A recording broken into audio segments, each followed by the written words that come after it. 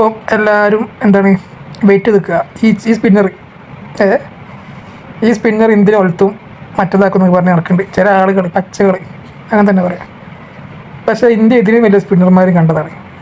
ഇതിനും വലിയ രക്കടാച്ച് ആളുകളെ അടിച്ച് പരത്തിയതാണ്. ഇതൊന്നും ഇന്ത്യക്ക് ഒത്തിരില്ല. അതേ പറഞ്ഞില്ല. നാളെ പാകിസ്ഥാനെ നല്ല അടിയടിക്കും ഇന്ത്യ. നോക്കി വേണ്ടി ഒരു പേടി ഇന്ത്യക്കില്ല, അടിച്ചിരിക്കും. ഇതിന് മുമ്പ് കഴിഞ്ഞ സീരീസിൽ പറഞ്ഞത് പ്രീമിയം ഫസ്റ്റ് ബോളർ പള്ളർച്ച കിട്ടിയില്ല, ഉടുപ്പില്ലാതെ പോയി. 100 കൊടുക്കിയത് അഭിഷേക് ശർമ്മ എടുത്താണ്ട് ഒളിമ്പിയിട്ടാണ് തേച്ച് അരച്ച്.